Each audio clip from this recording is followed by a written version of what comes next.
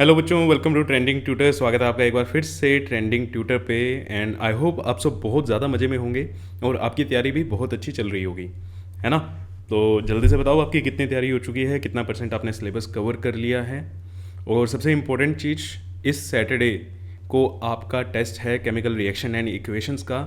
अगर आपने नोटिफिकेशन नहीं ऑन की है तो प्लीज़ ऑन कर लेना, क्योंकि ये टेस्ट होगा और मैं सैटरडे को एक वीडियो डालूंगा जिसमें आपको टेस्ट पेपर का लिंक मिलेगा। उस पेपर को डाउनलोड कीजिए और अटैम्प्ट कीजिए, फिर उसके बाद आपको उसका सॉल्यूशन भी प्रोवाइड कराया जाएगा। ठीक है, तो चलिए आज हम हमारा कार्बन एंड इट्स कंपाउंड का लेक्चर नंबर 2 स्टार्ट करते हैं। लेक्चर नंबर 1 आई होप आप सबने देख लिया होगा और आपने रिवाइज भी किया होगा। ठीक है, तो आज है हमारा लेक्चर नंबर 2। तो चलिए, लास्ट लेक्चर में हमने क्या किया था, कोवेलेंट कंपाउंड्स के बारे में पढ़ा था। तो कोवेलेंट कंपाउंड्स क्या होते हैं बेटा? ऐसे कंपाउंड्स जो किससे मिलके बनते हैं, जिनमें क्या होता है, कोवेलेंट बॉन्ड होता है। ऐसे कंपाउंड्स जिन पे क्या होता है, कोवेलेंट बॉन्ड से जुड़ते हैं। और कोवेलेंट बॉन्ड कैसे बनता है? By sharing of electron, by sharing of electron. Electron की शेयरिंग से क्या बनता है, कोवेलेंट बॉन्ड बनता है। और ऐसे कंपाउंड्स को हम क्या बोलते हैं, कोवेलेंट कंपाउंड्स बोलते हैं। ये चीज़ हमने डिस्कस कर ली थी लास्ट लेक्चर में, ठीक है, जिसमें हमने H2 मॉलिक्यूल्स को बना के देखा था। ठीक है, एक H उसका एक इलेक्ट्रॉन, दूसरा H उसका इलेक्ट्रॉन, ये क्या हो गए, ये कौन सा बॉन्ड बना, कोवेलेंट बॉन्ड। इस बॉन्ड को हमने क्या बोला था, कोवेलेंट बॉन्ड, है ना। तो ये क्या बन गया आपका, H2 मॉलिक्यूल बन गया। यहाँ पे इसको शेयरिंग हम ऐसे दिखाएंगे,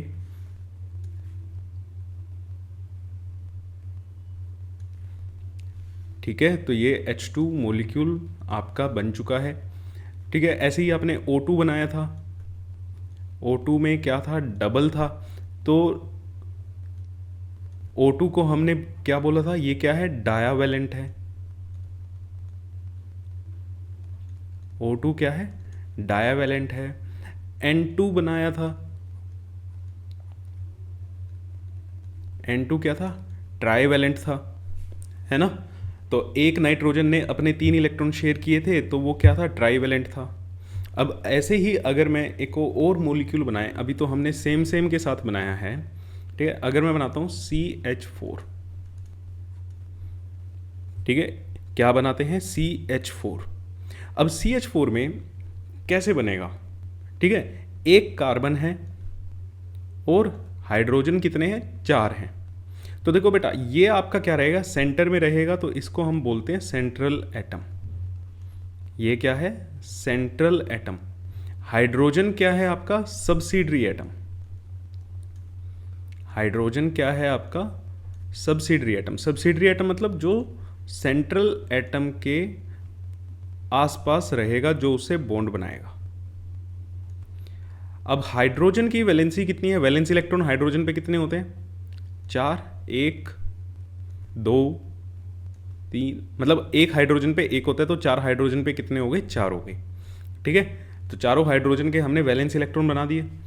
कार्बन पे कितनी वैलेंसी होती है, कार्बन के वैलेंस इलेक्ट्रॉन कितने होते हैं, 4 होती है। तो 1, 2, 3 और 1, 4। ठीक है, तो इनके बीच में क्या बनेगा बेटा, बॉन्ड बनेगा। एक बॉन्ड यहां बन गया, एक बॉन्ड ये बना, एक बॉन्ड इसके साथ बना, एक बॉन्ड इसके साथ बना। तो सबसे पहले देखो, सब्सिडरी एटम के काउंट करो, 1 और 1, 2। इसका डुप्लेट कंप्लीट हो गया हाइड्रोजन का। यहाँ पे भी हाइड्रोजन का डुप्लेट कंप्लीट हो गया, एक ये रहा, एक ये रहा। शेयरिंग होगी ना, देखो शेयरिंग करके दिखाएं। तो ये लो, ये एक हाइड्रोजन की, ये दूसरे हाइड्रोजन का डुप्लेट कंप्लीट, ये तीसरे हाइड्रोजन का डुप्लेट कंप्लीट, और ये चौथे हाइड्रोजन का डुप्लेट कंप्लीट हो गया। हाइड्रोजन हमेशा अपना क्या करता है, डुप्लेट कंप्लीट करता है। ये हो गया। अब हम बात कर लेते हैं कार्बन की। कार्बन के 4 तो थे, ये रेड डॉट से आपको दिख रहे हैं। और देखो 5 इस वाले हाइड्रोजन से, 6, 7 और 8। तो ये चीज़ भी, कार्बन के भी 8 क्या हो रहे हैं, पूरे हो रहे हैं। कार्बन का क्या हो रहा है, ऑक्टेट क्या हो रहा है, कंप्लीट हो रहा है। कार्बन का ऑक्टेट कंप्लीट हो गया। तो ये क्या बना आपका CH4 मॉलिक्यूल बना। एक कार्बन, एक कोवलेंट बॉन्ड इस हाइड्रोजन के साथ, एक कोवलेंट बॉन्ड इस हाइड्रोजन के साथ, एक कोवलेंट बॉन्ड इसके साथ और एक इसके साथ। ये क्या बना, CH4 का स्ट्रक्चर बन गया।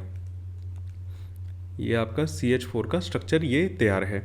कैसे दिखाएंगे, electron dot structure left side में है, ठीक है, बॉन्डेड स्ट्रक्चर आपका राइट साइड में बना हुआ है। तो यहां पे कार्बन ने कितने इलेक्ट्रॉन शेयर किए, कार्बन ने कितने इलेक्ट्रॉन शेयर किए, 4 है, तो इसको हम क्या बोलेंगे, टेट्रावेलेंट। इसको हम क्या बोलेंगे, टेट्रावेलेंट। तो कार्बन क्या होता है, 4 होती है ना वैलेंसी, 4 बॉन्ड बनाएगा, ये 4 बॉन्ड बनाएगा, तो इसको हम क्या बोलते हैं, ये क्या है, टेट्रावेलेंट। ठीक है, तो ये कंपाउंड्स होते हैं। पिछली बार हमने सेम के साथ बनाया था, H2O2 N2। इस बार हमने एक अलग बना के देखा, मिथेन। इसे क्या बोलते हैं, मिथेन। इसी चैप्टर में आपका आगे आएगा, जिस बच्चे ने पढ़ लिया है बहुत अच्छा है। ये मिथेन का आपने स्ट्रक्चर तैयार किया। क्लियर। चलो अब ये देखो, बहुत ज़्यादा important, can carbon share its all 4 electron with other carbon atom. क्या मतलब है इसका, देखो हाइड्रोजन ने एक इलेक्ट्रॉन दूसरे हाइड्रोजन के इलेक्ट्रॉन के साथ क्या कर लिया, शेयर कर लिया। ऑक्सीजन ने अपने 2 इलेक्ट्रॉन दूसरे के साथ क्या कर लिए, शेयर कर लिए, क्योंकि इसकी 2 ही क्या है, वैलेंसी है। नाइट्रोजन की वैलेंसी 3 है, तो इसने 3 इलेक्ट्रॉन दूसरे नाइट्रोजन के साथ भी शेयर कर लिए। कार्बन की वैलेंसी 4 है, तो कार्बन क्या करे, 4 बॉन्ड बना सकता है। कार्बन 4 बॉन्ड बना सकता है, तो कार्बन दूसरे एटम के साथ ऐसे 4 बॉन्ड बना ले। क्या ये चीज़ पूछी जा रही है, ये चीज़ ठीक है या नहीं है, क्या कार्बन अपने चारों के 4 इलेक्ट्रॉन दूसरे कार्बन एटम के साथ शेयर कर सकता है, यस और नो। ठीक है, आपका आंसर है, जल्दी से कमेंट में लिखो, क्या कार्बन अपने चारों के चारों इलेक्ट्रॉन किसी दूसरे कार्बन एटम के साथ शेयर कर सकता है। ठीक है, तो जिसका जवाब है यस, तो बेटा ऐसा नहीं होता, आंसर क्या आएगा आपका, नो। एक कार्बन एटम दूसरे कार्बन एटम के साथ चारों के 4 इलेक्ट्रॉन शेयर नहीं कर सकता, means carbon can not exist as C2। C2 नहीं बनेगा। ठीक है, ये चीज क्या है, रॉन्ग है आपके लिए, ये चीज क्या है, अभी गलत चीज है। अब ऐसा होता क्यों है, ठीक है, इसका देखो, बस इसको ना यस और नो में ही रखो। इसका जो रीज़न है काफ़ी कॉम्प्लिकेटेड है, क्योंकि अभी तक आपने वो चीज़ पढ़ी नहीं है। आप क्लास 11th में जब जाओगे, और जो बच्चे साइंस ऑप्ट करेंगे वो इस चीज़ को पढ़ेंगे। इसका रीज़न अगर लिखना चाहते हैं तो लिख लेना, मैं आपको बता देता हूँ। क्योंकि कार्बन के पास d ऑर्बिटल नहीं होता, कार्बन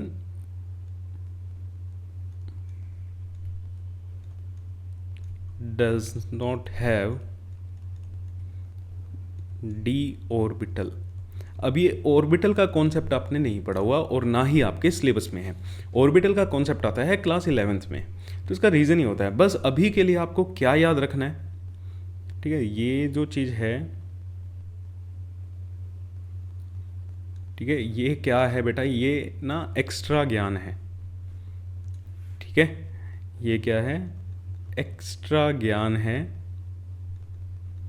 ये चीज़ आपको ध्यान नहीं रखनी है, सिर्फ ध्यान क्या रखना है, क्या कार्बन अपने चारों इलेक्ट्रॉन दूसरे कार्बन एटम के साथ शेयर कर सकता है, नहीं शेयर कर सकता।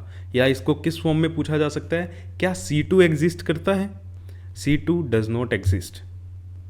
क्लियर है, जैसे He2 एग्जिस्ट नहीं करता, वैसे ही C2 भी एग्जिस्ट नहीं करता। क्लियर हो गया बेटा ये चीज़। तो चलो, लास्ट क्लास में आपको एक होमवर्क दिया था, जिसमें आपको कोवेलेंट कंपाउंड और आयनिक कंपाउंड के बीच में डिफरेंसेस याद करने थे। आई होप आप सबने वो किया भी होगा और अपनी नोटबुक में लिखा भी होगा। तो ये मैं टेबल बना के लाया था आपके लिए। आयनिक कंपाउंड और कोवेलेंट कंपाउंड, देखो एक बार रीड कर लेते हैं। They are formed by the complete transfer of electron.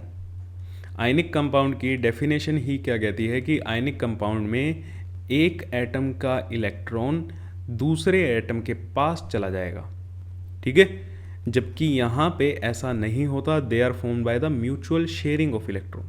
एक दूसरे से इलेक्ट्रॉन क्या करते हैं, शेयर करते हैं। यहाँ पे हाइड्रोजन का एटम हाइड्रोजन के पास ही है। यहाँ पे आपने पढ़ा होगा NaCl बनता है, Na का इलेक्ट्रॉन Cl के पास चला जाता है। Na के पास कितने इलेक्ट्रॉन रह जाते हैं, 10 इलेक्ट्रॉन रह जाते हैं, और इसके पास कितने इलेक्ट्रॉन हो जाते हैं, 18 इलेक्ट्रॉन हो जाते हैं। ये आपने last chapter metal and non metal में पढ़ लिया होगा। तो आयनिक कंपाउंड क्या होते हैं, जो कंप्लीट ट्रांसफर से बनते हैं। कोवलेंट कंपाउंड्स क्या होते हैं, जो सिर्फ किससे बनते हैं, म्यूचुअल शेयरिंग से बनते हैं, इलेक्ट्रॉन एटम के पास ही रहता है। आयनिक कंपाउंड जर्नली सॉलिड होते हैं। कोवलेंट कंपाउंड सॉलिड भी हो सकते हैं, लिक्विड भी हो सकते हैं, गैस भी हो सकते हैं, ठीक है।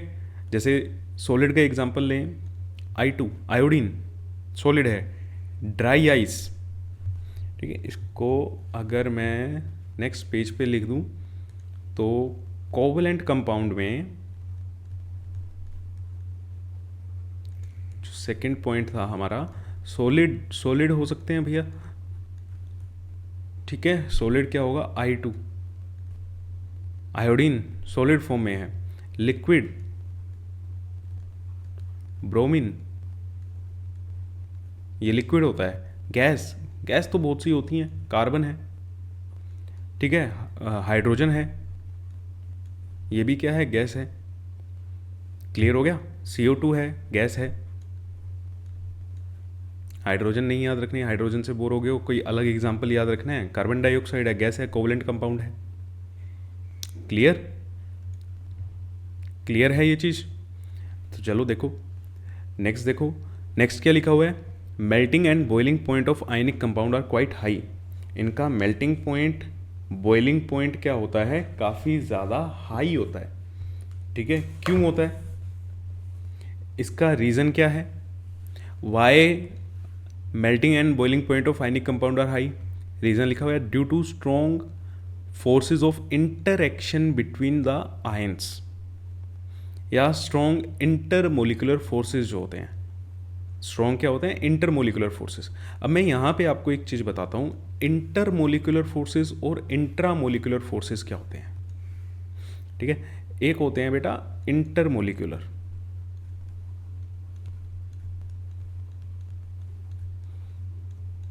और एक होते हैं इंट्रामोलिकुलर।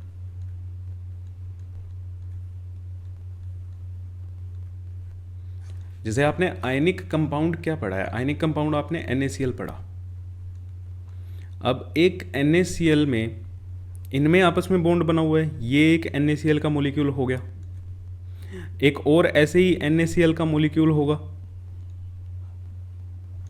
इनके भी आपस में बॉन्ड बना होगा, इनके बीच में भी, ठीक है। आयनिक बॉन्ड बना होगा कंप्लीट ट्रांसफर से। ये क्या है, आयनिक कंपाउंड है। अब इन दोनों के बीच में भी तो अब NaCl का आपने सॉल्यूशन लिया, या NaCl आपने सॉलिड फॉर्म में लिया, ठीक है, नमक लिया, तो उनके बीच में भी तो क्या है, बॉन्ड बना होगा।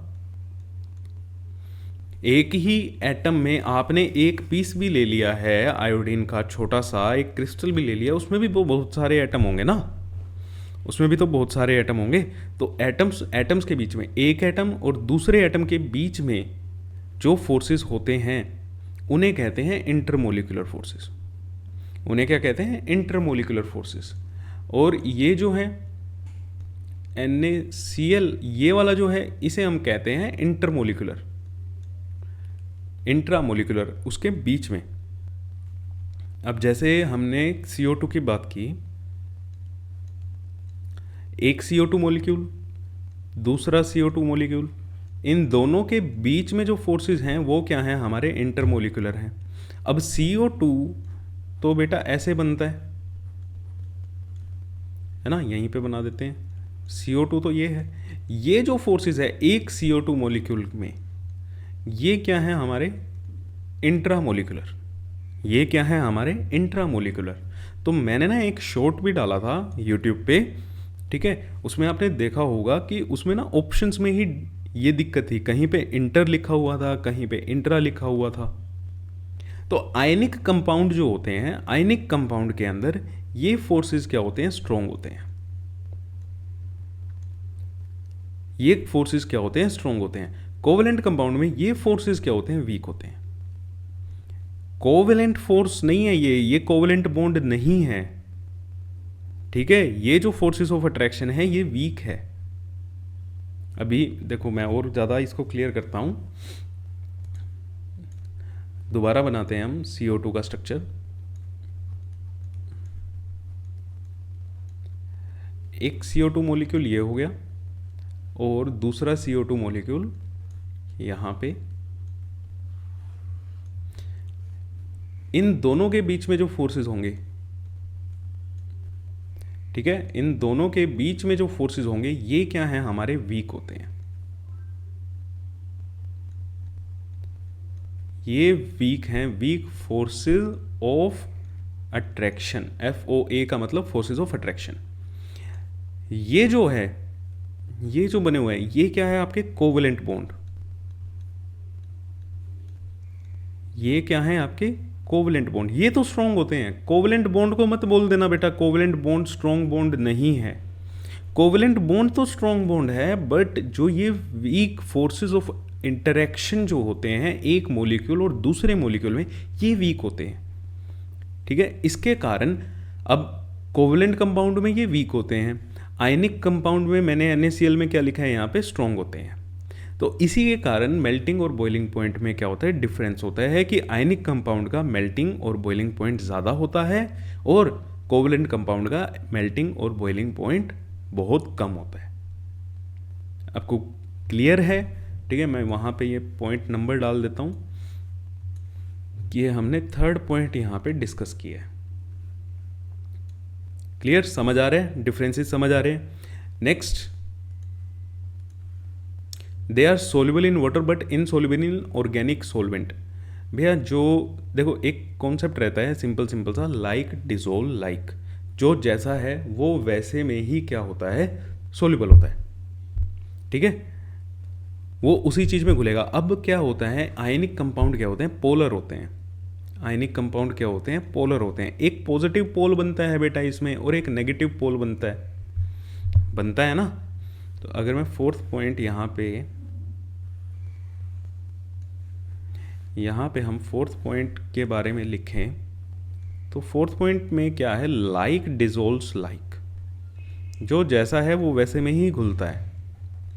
पोलर पोलर में घुलेगा, नॉन पोलर में घुलेगा। अब अगर मैं NaCl की बात करें तो NaCl पे माइनस है, Na पे प्लस है, ये पोल्स बन गए। तो ये वाटर में भी क्या हो जाते हैं, घुल जाते हैं। वाटर में भी क्या है, वाटर भी तो पोलर है। हाइड्रोजन पे क्या होता है, ये शायद आपको नहीं पता होगा, ठीक है, O क्या होता है, नेगेटिव होता है। इनमें पार्शियल चार्जेस आते हैं तो ये पानी में घुल जाते हैं। जबकि जो कोवेलेंट कंपाउंड होते हैं वो आपके इनसोल्युबल होते हैं वाटर में, वो वाटर में नहीं घुलते। लेकिन ऑर्गेनिक सॉल्वेंट जैसे अल्कोहल हो गया, बेंजीन हो गया, इनमें वो घुल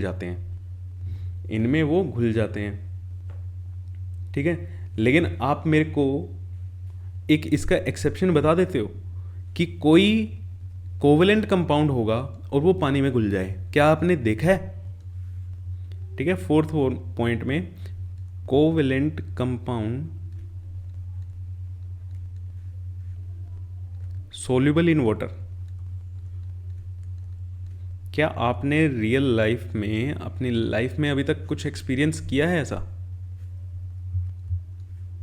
ये एक्सेप्शन है, ठीक है। इसको आप किस फॉर्म में लिखते हो, एक्सेप्शन की फॉर्म में। आपने घरों में चीनी तो यूज की है,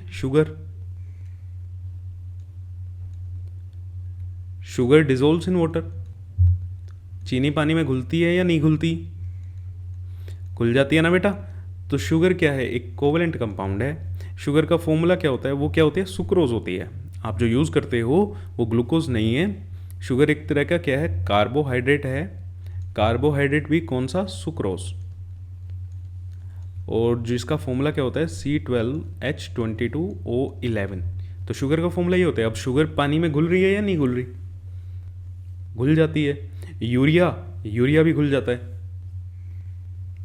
ठीक है, यूरिया, यूरिया का फॉर्मूला लिखना बेटा। ठीक है, यूरिया का फॉर्मूला मेरे को जल्दी से कमेंट सेक्शन में लिख के बताओ, मैंने ही लिख रहा है यहाँ पे। यूरिया भी क्या होता है, डिजोल्व हो जाता है पानी में। तो ये क्या कोवलेंट कंपाउंड है। अगर आपसे पूछ लेना कि क्या कोई कोवलेंट कंपाउंड ऐसा है जो पानी में घुल जाता है, बिल्कुल है सर, शुगर है, चीनी, चीनी पानी में घुलती है, चीनी कोवलेंट कंपाउंड है। क्लियर हुआ? तो ये सब चीज़ें हैं, इसीलिए मैंने यहाँ पे स्टार भी लगाया, क्योंकि यहाँ से आपसे क्वेश्चन पूछ लिया जाता है। They conduct electricity in molten और एक्वास्टेट। अच्छा, मोल्टन और एक्वास्टेट में भी आपको फ़र्क पता है ना। एक्वास्टेट क्या होता है, जो पानी में मिला होता है, जिसके अंदर वाटर डिसोल्व होता है, पानी में आपने मिलाया है। मोल्टन स्टेट क्या होता है, जो आपने पिघला दिया है, गर्म करके आपने मेल्ट कर दिया है, उसको मोल्टन स्टेट बोलते हैं। तो आयनिक कंपाउंड पे तो आयन्स होते हैं भैया, पॉजिटिव और नेगेटिव चार्ज आपको दिख ही रहा है, इलेक्ट्रॉन ट्रांसफ़र हो रहे हैं। ठीक है, तो वो क्या बनेंगे, आयनिक कंपाउंड, वो इलेक्ट्रिसिटी कंडक्ट कराएंगे। But covalent compound, they are poor और बैड कंडक्टर ऑफ इलेक्ट्रिसिटी। इसमें आप मेरे को एक एक्सेप्शन बता दो। ठीक है, ये आपने एसिड बेस वाले में भी किया हुआ है। जल्दी से एक एक्सेप्शन लिखो यहाँ पे क्या होती है। ठीक है, जिसने लिख दिया है बहुत अच्छी बात है। HCl सुना होगा आपने, पढ़ा होगा ना, HCl। HCl क्या कर सकता है, एक्वस स्टेट में क्या करता है, ये इलेक्ट्रिसिटी कंडक्ट कराता है। एसिड बेस सॉल्ट में हमने ये चीज़ पढ़ी थी। एसिड बेस सॉल्ट में हमने पढ़ा था ना कि HCl क्या करता है, एक्वस स्टेट में इलेक्ट्रिसिटी कंडक्ट कराता है। बट HCl तो क्या है, एक कोवलेंट कंपाउंड है। HCl क्या है, एक कोवलेंट कंपाउंड है। ठीक है, last, they undergo ionic reaction. इनमें आयनिक रिएक्शन होती है भैया। आयनिक रिएक्शन जैसे फॉर एग्जांपल आपने फर्स्ट चैप्टर में बहुत सी पढ़ी हैं, AgCl कह रहा हूँ, AgNO3, ये रिएक्शन पढ़ी होगी ना, प्लस NaCl गिव्स AgCl। कैसी PPT होती है बता सकते हो, NaNO3। ये आयनिक रिएक्शंस हैं, इनमें आयंस का एक्सचेंज हो रहा है, positive negative, positive negative. Double displacement reaction जो हो रही है वो है। क्लियर है? क्लियर है ना। ये काफ़ी फास्ट होती हैं। यहाँ पे क्या होती है, मोलिकुलर रिएक्शंस होती हैं। यहाँ पे क्या होती हैं, मोलिकुलर रिएक्शंस होती हैं। जैसे ये CH3Cl प्लस HCl, ये मोलिकुलर रिएक्शन है, ये काफ़ी स्लो होती हैं। अगर आपको रिएक्शन लिख के आनी हो ना, ये पॉइंट अगर आप लिखते हो तो इसके साथ अगर आप रिएक्शन लिख देते हो तो आपके चांसेस और बढ़ जाते हैं कि एग्जामिनर आपको बहुत अच्छे मार्क्स देगा। क्लियर? तो ये डिफरेंस थे। आई होप आपने होमवर्क ज़रूर किया होगा, और भैया होमवर्क करते रहा करो। ठीक है, अब तो बहुत कम दिन रह गए हैं आपके पास। तो चलो आज का हमारा फ्रेश टॉपिक हम स्टार्ट करते हैं, that is allotropes of carbon. अब कार्बन के एलोट्रोप्स क्या होते हैं, तो ये हमारे यहाँ पे ये इंपॉर्टेंट वर्ड है कि एलोट्रोप्स क्या होते हैं। देखो बेटा, एक एलिमेंट सेम स्टेट में होने के बाद भी कई बार ऐसा होता है कि उसके डिफरेंट फॉर्म्स हो सकती है। डिफरेंट फॉर्म का मतलब डिफरेंट स्ट्रक्चर्स हो सकते हैं, बट केमिकली तो वो सेम है ना। केमिकली सेम कैसे है सर? मान लो कोई एलिमेंट A है और वो सॉलिड स्टेट में है। कोई एलिमेंट A है, वो सॉलिड स्टेट में है, उसके हमने डिफरेंट स्ट्रक्चर बना दिए। मान लो एक स्ट्रक्चर ये हो गया, एक स्ट्रक्चर ये हो गया, एक स्ट्रक्चर आपने ये बना दिया। ठीक है, कुछ भी स्ट्रक्चर बना दिया। अब इन सब में क्या होगा, ये भी A से ही बना हुआ है, ये भी A से ही बना हुआ है, ये भी A से ही बना हुआ है। तो केमिकली तो इन सब के अंदर किसकी प्रॉपर्टीज होंगी, केमिकल प्रॉपर्टीज किसकी होंगी, जो एक ही होंगी, है ना। लेकिन स्ट्रक्चर क्या होंगे, डिफरेंट होंगे। डिफरेंट स्ट्रक्चर होने से क्या होएगा सर, डिफरेंट स्ट्रक्चर होने से उनकी फिजिकल प्रॉपर्टीज डिफरेंट हो जाती हैं। डिफरेंट स्ट्रक्चर होने से उनकी फिजिकल प्रॉपर्टी क्या हो जाती हैं, डिफरेंट हो जाती है। तो ऐसे सब्सटेंसेस को, अब ये जो तीन फॉर्म बनी, इन्हें आप क्या बोलोगे? एलोट्रोप्स।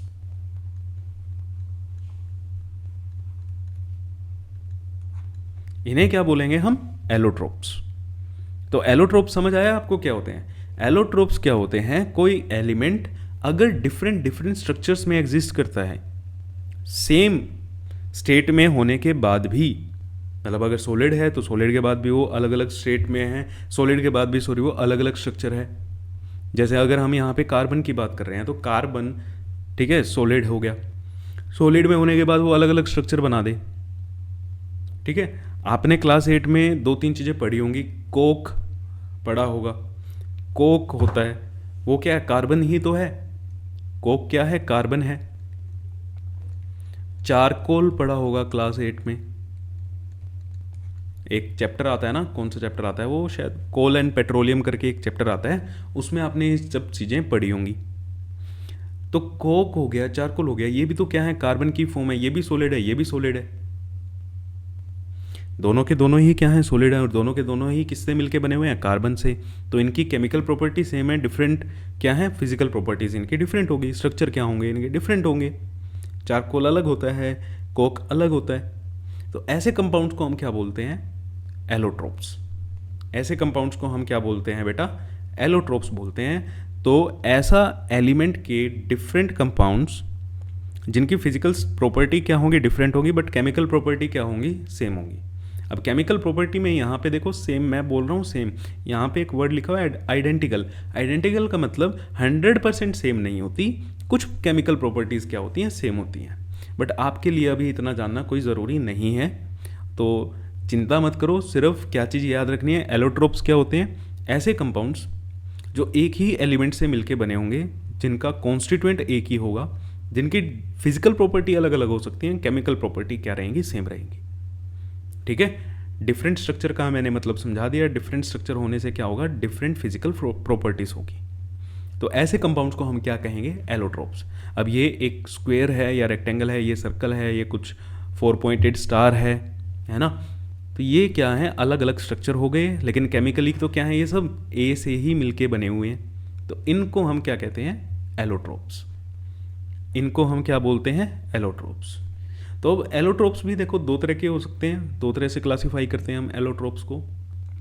एलोट्रोप्स आपके क्रिस्टलाइन भी हो सकते हैं, एलोट्रोप्स आपके अमोर्फस भी हो सकते हैं।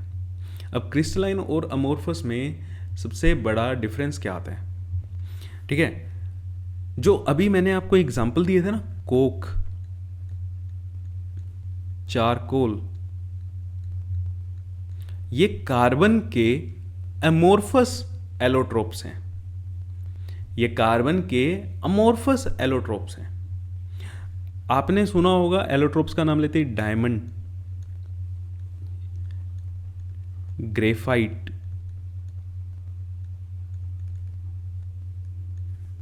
है ना?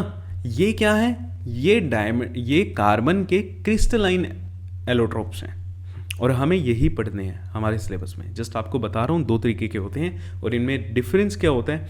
अब आप पिक्चर देख के एक चीज़ समझ भी गए होंगे, क्रिस्टलाइन में सबकी अरेंजमेंट क्या है? सेम है। अरेंजमेंट बड़ी अच्छी है, रेगुलर अरेंज किए हुए हैं। आप इनको कहीं से अगर काटोगे भी तो भी क्या होगी? आपको बराबर बराबर चीज़ें मिल जाएंगी। ऐसे काट लो, कोई पेन दिख ही नहीं रहा इस पे तो, हाँ ब्लैक, आप इसको ऐसे काटो या ऐसे काटो या किसी भी शेप में कट करोगे, आपको एक रेगुलर ज्योमेट्री यहाँ पे मिलने वाली है ना? तो यहाँ पे क्या होता है? एक अरेंज्ड पैटर्न होता है।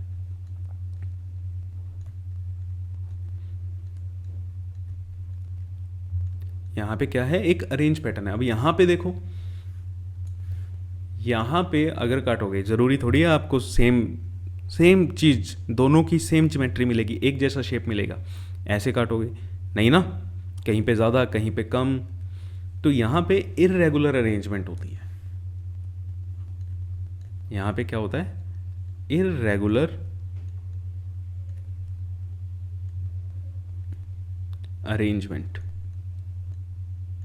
वहाँ पे रेगुलर होती है, यहाँ पे इर्रेगुलर होती है। बस इतना पढ़ना है आपको। और हमें क्या पढ़ने हैं? हमें कार्बन के 3 एलोट्रोप्स पढ़ने हैं और वो तीनों के तीनों कौन से हैं? क्रिस्टलाइन है। वो तीनों कौन से हैं? क्रिस्टलाइन है। तो हमें कार्बन के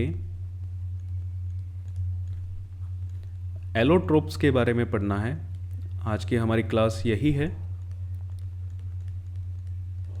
और एलोट्रोप्स कौन से? क्रिस्टलाइन। एलोट्रोप्स कौन से? क्रिस्टलाइन। मतलब इनको अगर आप कट करोगे तो आपको एक रेगुलर ज्योमेट्री मिलेगी। और इसमें कौन कौन से पढ़ने हैं भाई? हमने आपको लिख दिया है एक डायमंड, एक ग्रेफाइट और एक फुलरिन। ये हमें पढ़ने हैं।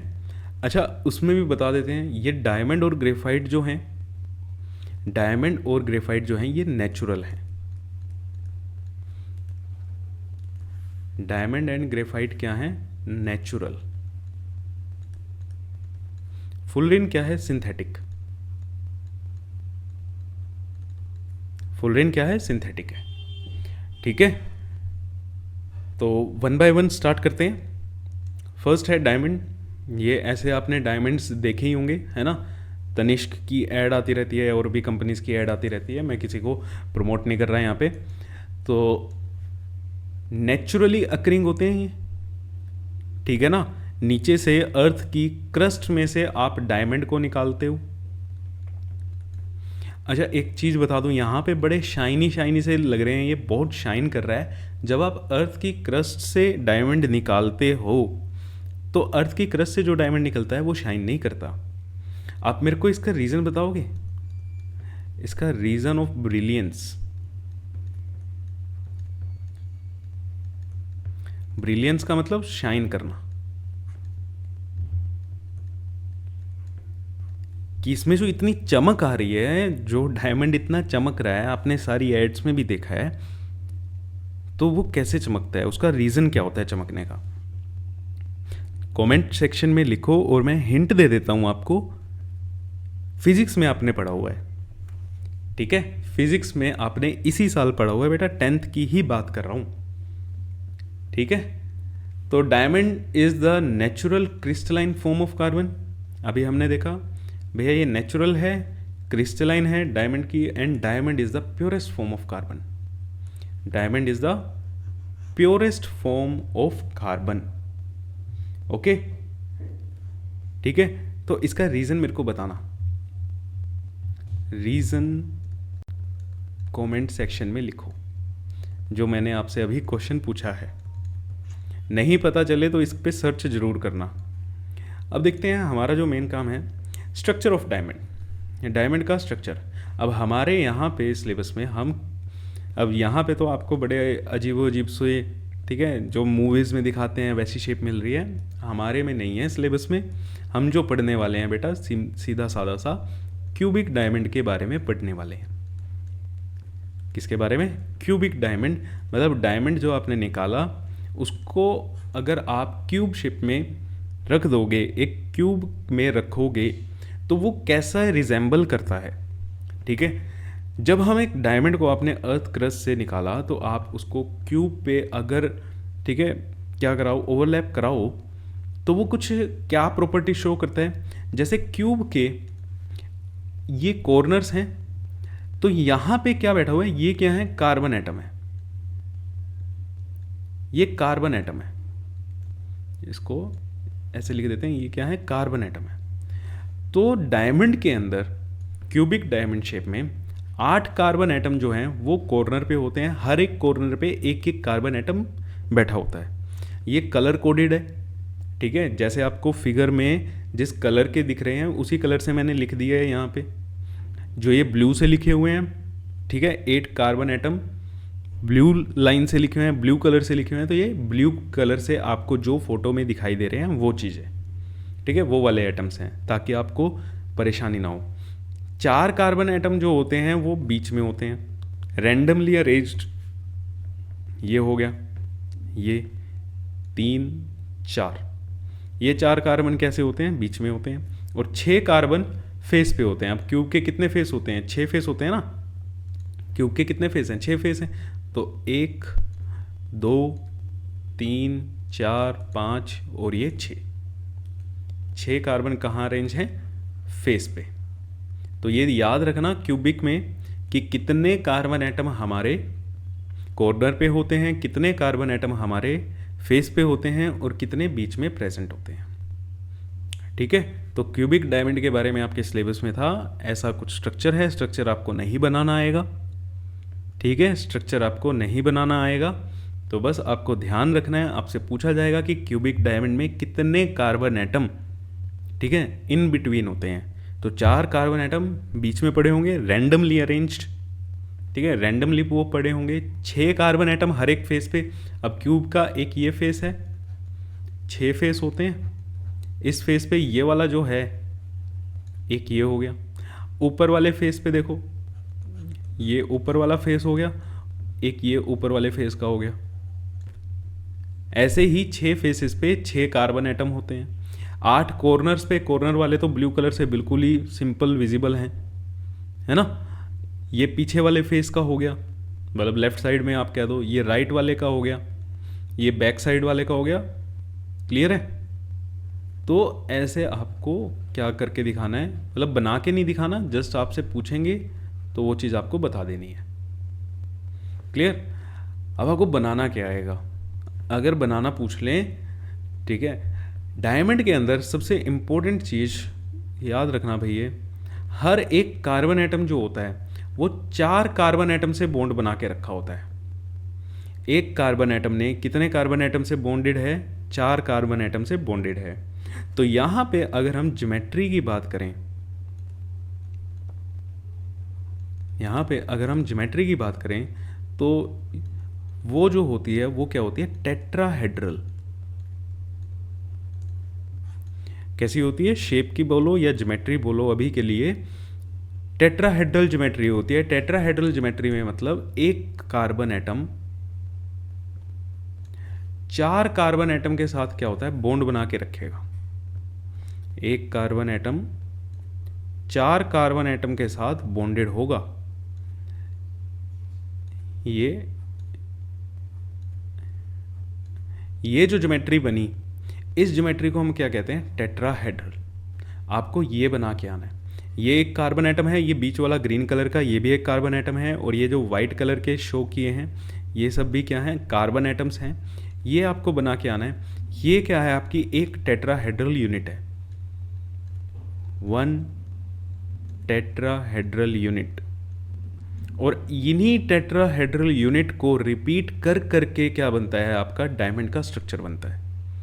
इन्हीं टेट्राहेड्रल यूनिट को रिपीट करते जाओ, ठीक है, उसी से आपका क्या बनेगा, क्या बनेगा भैया, डायमंड का स्ट्रक्चर बनेगा। अब देखो कार्बन कितने बॉन्ड बना सकता है, 4 बॉन्ड बना सकता है। चारों बॉन्ड इसने बना लिए, तो क्या इसके पास कोई फ्री इलेक्ट्रॉन हुआ, नहीं, नो फ्री इलेक्ट्रॉन। अगर कोई फ्री इलेक्ट्रॉन नहीं है तो ये इलेक्ट्रिसिटी तो कंडक्ट नहीं करेगा, है ना। तो diamond is a bad conductor of electricity. जब आप प्रॉपर्टीज पढ़ोगे तो एक प्रॉपर्टी क्या आएगी कि डायमंड इलेक्ट्रिसिटी कंडक्ट नहीं कर सकता, इलेक्ट्रिसिटी का बैड कंडक्टर है। उसका रीज़न क्या है, यह आपको यहाँ पे मिल रहा है, क्योंकि एक कार्बन एटम ने 4 और कार्बन एटम से बॉन्ड बना रखे हैं। ठीक है, यहाँ पे मैं ये लिख भी देता हूँ भैया, ये भी कार्बन है और ये वाइट वाले भी क्या हैं, सब के सब कार्बन है, ये भी क्या है, कार्बन है। तो एक कार्बन ने 4 कार्बन के साथ बॉन्ड बनाई हुई है, चारों के साथ बॉन्ड बना ली, तो उस पर कोई फ्री इलेक्ट्रॉन नहीं है। फ्री इलेक्ट्रॉन नहीं है तो वो इलेक्ट्रिसिटी कैसे कंडक्ट करेगा, सही बात है ना।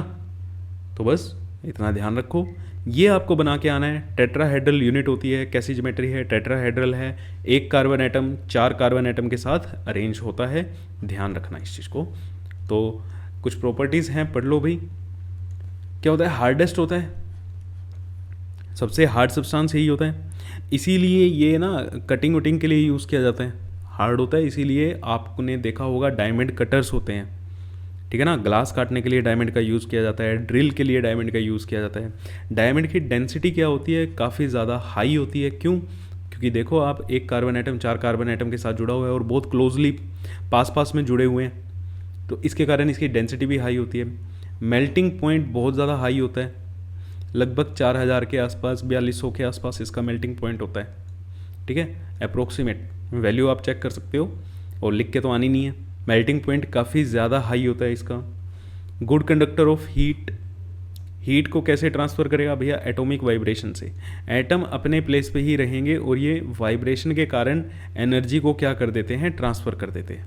वाइब्रेशंस के कारण एनर्जी को ट्रांसफ़र ये करते हैं, अपने एक ही जगह पे एटम्स रहते हैं, ठीक है। हार्डेस्ट है, एटम्स कहीं पे मूव नहीं करेंगे, क्लियर।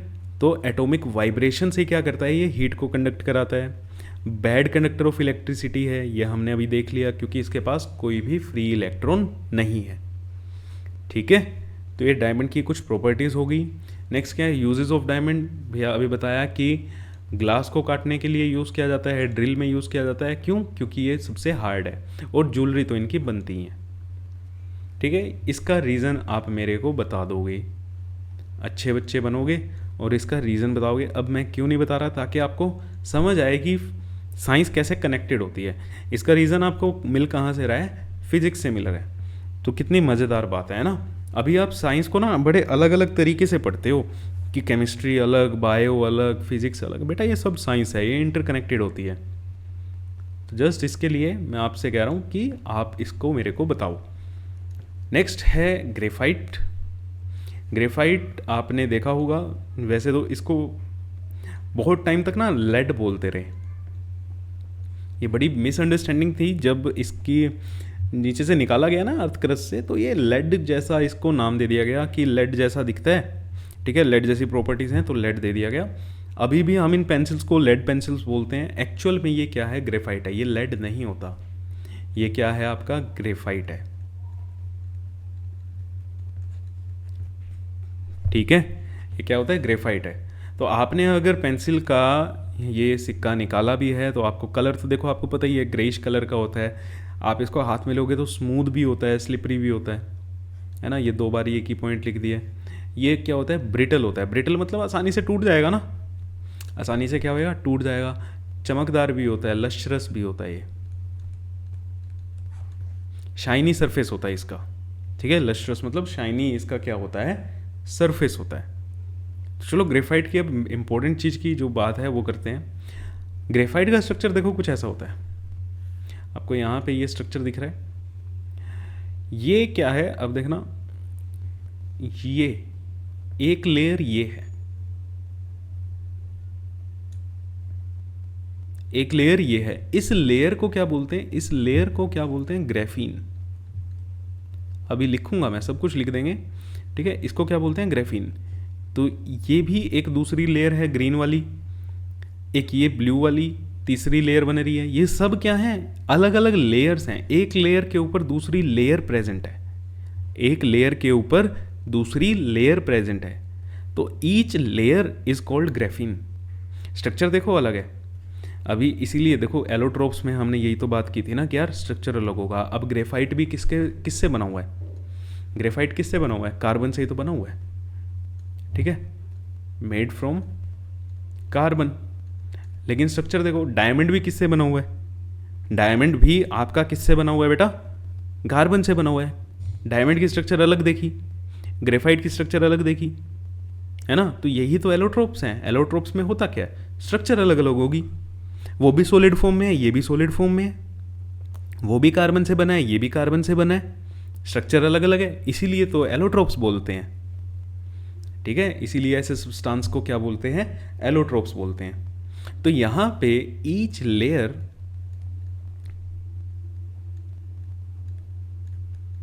Is called graphene. सबसे पहली बात तो इसको क्या बोलते हैं, ग्रेफीन बोलते हैं। हर एक लेयर, एक के ऊपर एक लेयर है। आपने एक पेपर की लेयर ली, उसके ऊपर दूसरी पेपर की लेयर, ठीक है, इसे हम क्या बोलते हैं, ग्रेफीन। और इस स्ट्रक्चर को बॉल एंड स्टिक मॉडल कहा जाता है। बॉल एंड स्टिक मॉडल बोल देते हैं, ठीक है। इसको हनीकॉम्ब मॉडल बोल देते हैं, इसको हनीकॉम्ब मॉडल बोल देते हैं,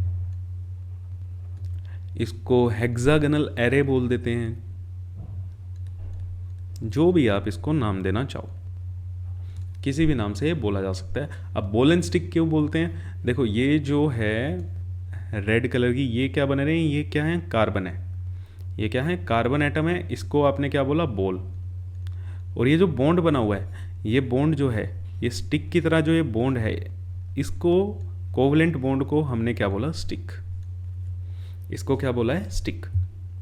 तो इसीलिए इसको बॉल एंड स्टिक मॉडल भी बोलते हैं। जितने भी आपको डॉट्स, रेड, ग्रीन, ब्लू, ये डॉट्स दिखाई दे रहे हैं, ये सब के सब क्या हैं, ये कार्बन है, ये कार्बन है, ठीक है, ये सब के सब कार्बन है। और यहाँ पे एक सबसे इम्पोर्टेंट बात कि each carbon atom is bonded to 3 other carbon atoms, ठीक है। ईच कार्बन एटम,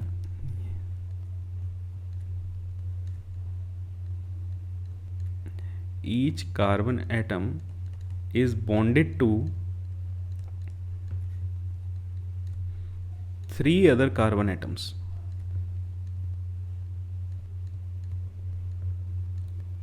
भैया एक कार्बन ने 3 कार्बन के साथ क्या बनाया, बॉन्ड बनाया है, तो इसका एक इलेक्ट्रॉन तो फ्री पड़ा हुआ है ना, means it has free electron. इसके पास क्या है, फ्री इलेक्ट्रॉन है, और फ्री इलेक्ट्रॉन है तो क्या होगा, इलेक्ट्रिसिटी कंडक्ट कराएगा, इलेक्ट्रिसिटी कंडक्ट कराएगा। तो देखो फिजिकल प्रॉपर्टीज अलग अलग हो रही हैं या नहीं हो रही है भैया, कार्बन से ही बना हुआ है, सॉलिड स्टेट में ही है। डायमंड तो इलेक्ट्रिसिटी कंडक्ट नहीं कराता, ग्रेफाइट करा रहा है। डायमंड इतना हार्ड होता है, ग्रेफाइट इतना सॉफ्ट होता है। तो ये सब फिजिकल प्रॉपर्टीज अलग होगी ना। ऐसे ही सब्सटेंसेस को हम क्या कहते हैं, एलोट्रोप्स। तो आई होप अब आपको एलोट्रोप समझ आया होगा कि एलोट्रोप्स क्या होते हैं। तो एक सेकंड, इस लेयर को मैं डुप्लीकेट कर लेता हूं और आपको एक और इंटरेस्टिंग चीज़ बताते हैं।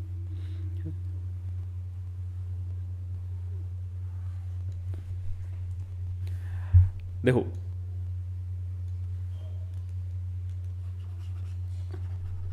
डोंट वरी, आपके पास ये सारा कुछ रहेगा, ठीक है। मैंने लेयर डुप्लीकेट की है तो आपके पास सब कुछ लिखा होगा पिछले वाली स्लाइड पे, ठीक है। नोट्स आप डाउनलोड करोगे तो देखो सबके सब ऐसे ही आ जाएगा। अब यहाँ पे ये जो है हमारे, ये जो बॉन्ड बने हुए हैं, 2 कार्बन एटम के बीच में जो बॉन्ड बना है वो कौन सा है, कोवलेंट बॉन्ड। वो कौन सा बॉन्ड है, कोवलेंट बॉन्ड। और एक लेयर और दूसरी लेयर में जो बॉन्ड है, ठीक है। अब एक चीज और, ऑल्टरनेट लेयर यहां पे सेम होती है। ये मान लो अगर ये ए है, ये वाली लेयर बी है, ये वाली लेयर सी है, ये सी नहीं होगी, ये सी किसकी तरह होगी, ए की तरह ही होगी। हर एक लेयर क्या हो जाती है, रिपीट हो जाती है ऑल्टरनेटिवली। लेयर क्या होती है, रिपीट होती है, ऑल्टरनेटिवली क्या होती है, रिपीट होती है। तो हर एक लेयर को ग्रेफीन कहते हैं। 2 ग्रेफीन की लेयर्स जो हैं उनके बीच में जो बॉन्ड होते हैं वो काफ़ी वीक होते हैं। ये जो बॉन्ड है ये एक वीक बॉन्ड है, इन्हें कहते हैं wonder wall forces of attraction. Wonder wall forces of attraction मतलब क्या है, 2 कार्बन, ठीक है, 2 कार्बन के बीच में जो बॉन्ड है,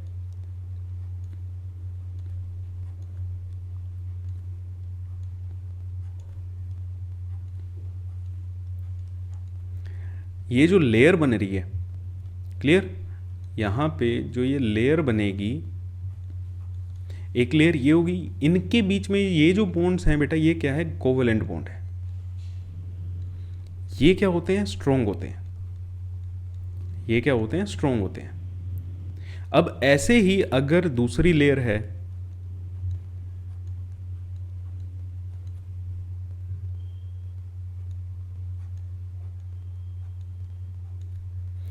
यहां पे क्या है, कोई दूसरी लेयर है, उस इनके बीच में जो बॉन्ड होंगे, इनके बीच में जो बॉन्ड है, 2 ग्रेफीन की लेयर्स के बीच में जो बॉन्ड है, 2 ग्रेफीन लेयर्स में जो बॉन्ड है, वो क्या है, वंडर वॉल। ये क्या होते हैं, ये वीक होते हैं। ये क्या होते हैं, वीक होते हैं। और इसी के कारण ना ये क्या करते हैं, एक दूसरे पे स्लाइड भी करते हैं। हमने लिखा था नहीं, स्लिपरी होते हैं, ये स्लिपरी होता है। तो स्लिपरी क्यों होता है, इन्हीं वंडर वॉल वीक जो फोर्सेस होते हैं उन्हीं के कारण। क्लियर है? आपसे पूछ लें कि दो ग्राफीन की लेयर्स के बीच में कौन से फोर्सेस ऑफ अट्रैक्शन है, तो वो कौन से हैं बेटा? वंडरवॉल फोर्सेस ऑफ अट्रैक्शन है। और दो कार्बन एटम्स, तो कार्बन एटम्स तो ये कार्बन एटम है, ये कार्बन एटम है, ये तो क्या है, ये सारे के सारे तो बेटा आपके किससे जुड़े होंगे? कोवेलेंट बॉन्ड से ही जुड़े होंगे हर एक ग्राफीन लेयर में। इसमें भी ये वाला और ये वाला जो कार्बन एटम है, इन दोनों के बीच में तो क्या है? कोवेलेंट बॉन्ड है। ये तो कोवेलेंट बॉन्ड ही है। लेकिन दो ग्राफीन लेयर्स के बीच में जो बॉन्ड है वो कौन सा बॉन्ड है? वो कौन सी फोर्सेस हैं? Van der Waals forces. और जो क्या होते हैं? वीक फोर्सेस ऑफ अट्रैक्शन होते हैं ये। क्लियर हुआ? तो ये था आपका ग्रेफाइट के बारे में। स्ट्रक्चर आपको पता लग गया, मेन चीज़ें आपको पता लग गई सारी की सारी। तो प्रॉपर्टीज़ और यूज़ आपको लग गया पता। ये सब चीज़ें हमने डिस्कस कर ली हैं भैया। गुड कंडक्टर ऑफ इलेक्ट्रिसिटी होता है, क्यों होता है? क्योंकि इसमें फ्री इलेक्ट्रॉन होते हैं। एक कार्बन एटम 3 कार्बन एटम से बॉन्डेड होता है, तो फ्री इलेक्ट्रॉन है। लो डेंसिटी होती है, क्यों? स्पेस बहुत ज़्यादा है भैया बीच में, ठीक है। एक ग्राफीन लेयर दूसरी ग्राफीन लेयर में बहुत ज़्यादा स्पेस है, तो वाइडर स्पेस होने के कारण डेंसिटी क्या हो गई? इसकी लो हो गई। इलेक्ट्रोड्स बनाने में यूज़ करते हैं। इलेक्ट्रोड बनाने में क्यों यूज़ करते हैं? क्योंकि ये एक अच्छा कंडक्टर होता है इलेक्ट्रिसिटी का, और मोस्ट इम्पॉर्टेंट सॉलिड लुब्रिकेंट की तरह इसको यूज़ किया जाता है, ठीक है। हैवी मशीनरीज में जहाँ पे आप ऑयल बेस्ड लुब्रिकेंट्स भी यूज़ नहीं कर सकते, ठीक है, वहाँ पे हाई टेम्परेचर वाली मशीन्स पे, हाई लोड वाली मशीन्स पे हम ग्रेफाइट को एज अ लुब्रिकेंट यूज़ करते हैं। क्यों? स्लिपरी है, ठीक है ना, एक दूसरे पे क्या कर सकता है? स्लिप कर सकता है ये, तो मटेरियल्स की वियर एंड टियर को रोकता है। क्लियर हुआ? तो ग्रेफाइट के बारे में आपको चीज़ें क्लियर हैं? कोई कमेंट है, मतलब कोई डाउट है तो कमेंट कर देना। और लास्ट का हमारा आज का फुलरिन के बारे में थोड़ा सा ही है। फुलरिन क्या होता है? फुलरिन बहुत तरह के होते हैं। कार्बन का ग्रुप होता है ये। हमारे सिलेबस में कौन सा है? C60। हमारे सिलेबस में हमें क्या पढ़ना है? C60, मतलब 60 कार्बन से जुड़ा हुआ एक स्ट्रक्चर। ये जो आपको ग्रीन बॉल्स दिखाई दे रही हैं यहाँ पे, ठीक है, एक ग्रीन बॉल दिखाई दे रही है ना, उसमें छोटी छोटी बॉल्स भी आपको दिखाई दे रही हैं। ये सब क्या है? कार्बन एटम्स हैं। ये सब क्या है बेटा? आपके कार्बन एटम्स हैं। तो ऐसे ऐसे कितने कार्बन एटम्स जुड़े हुए हैं? 60। ऐसे कितने कार्बन एटम जुड़े हुए हैं? 60। क्या 60 होते हैं? नहीं, 60 से ज़्यादा भी होते हैं, 350 भी हो सकते हैं, ठीक है, इनके बीच में भी हो सकते हैं। तो इस अरेंजमेंट को, इस फुटबॉल शेप अरेंजमेंट को क्या है? ये 60 मॉलिक्यूल्स की, 60 कार्बन एटम्स की जो फुटबॉल शेप अरेंजमेंट हुई है, वही क्या है? हमारा फुलरिन है। और ये 60 वाला ही क्यों पढ़ रहे हैं? क्योंकि यही क्या है? सबसे ज़्यादा स्टेबल है। C60 fullerene is the most stable and was the first to be identified, ठीक है। It contain 60 carbon atom which are arranged in the shape of a soccer ball, या इसको बकी बॉल भी बोल देते हैं, ठीक है। कैसा स्ट्रक्चर है? बकी बॉल जैसा स्ट्रक्चर है। अब इसमें अगर आप ध्यान दोगे तो इसमें 2 तरह की रिंग्स बनी हुई हैं। एक 6 कार्बन वाली रिंग है, 6 मेंबर्ड जिसे बोलते हैं, मतलब 6 कार्बन से जुड़े हुए हैं। एक 5 मेंबर्ड है, मतलब उसमें कितने कार्बन है? 5 मेंबर है। देखो, अब ये वाली जो रिंग है ये 6 मेंबर्ड है। 1 2 3 4 5 6, ये 6 कार्बन एटम से जुड़ के एक रिंग बन रही है, तो ये क्या होगी? 6 मेंबर्ड। ये वाली रिंग को देखो, ये 5 मेंबर्ड है। 1 2 3 4 5। अगेन इसको देखो, ये 6 मेंबर्ड है। 1 2 3 4 5 6। ये 5 मेंबर्ड है। ये वाली 5 मेंबर्ड है। ये 6 मेंबर्ड है। ये 6 मेंबर्ड है। ये भी 6 है। ये भी 6 है। ये 5 है, ठीक है। ये 6 है और ये भी क्या है? 6 है, ठीक है। तो ऐसी 6 वाली कितनी होती है? 20। 6 मेंबर्ड रिंग्स कितनी है? 20। 5 मेंबर्ड रिंग्स कितनी है? 12। बस आपको मेन ये चीज़ ध्यान रखनी है। ये सिर्फ ये एक ही स्लाइड आपको फुलरिन के बारे में ध्यान रखनी है, ठीक है। 20 6 मेंबर्ड रिंग है, 12 5 मेंबर्ड रिंग है। और इंटरेस्टिंग चीज़ क्या है? जो 6 मेंबर्ड रिंग है, जो ये 6 मेंबर वाली रिंग है, ये देखो दूसरी 6 मेंबर वाली से भी अटैच है, 5 मेंबर वाली से भी अटैच है ना। तो यही लिखा हुआ है 6 मेंबर्ड रिंग जो होती है attach to both 6 membered and 5 membered ring. But जो 5 मेंबर वाली रिंग है ये सिर्फ और सिक्स मेंबर वाली रिंग से ही अटैच है। अब इसको देखो, इस वाली रिंग को देखो, इसके आसपास कौन सी रिंग्स हैं? कोई 5 वाली आ रही है? ये भी 6 6 6 6 6, पीछे भी क्या होगी? 6 होगी, है ना। तो 5 मेंबर वाली जो रिंग है वो सिर्फ और सिर्फ 6 मेंबर वाली रिंग से अटैच होती है। जो 6 मेंबर वाली रिंग है वो 5 मेंबर वाली रिंग से भी अटैच हो सकती है, 6 मेंबर वाली रिंग से भी अटैच हो सकती है। क्लियर है? तो ये था आपका फुल रिंग के बारे में। आपकी एलोट्रोप्स की क्लास यहाँ पे ख़त्म होती है, तो वीडियो को ज़्यादा से ज़्यादा शेयर कर दो और जिसके जो डाउट्स हैं वो कमेंट सेक्शन में लिख दो। जिन्होंने चैनल सब्सक्राइब नहीं किया है वो सब्सक्राइब कर लो। Thank you so much.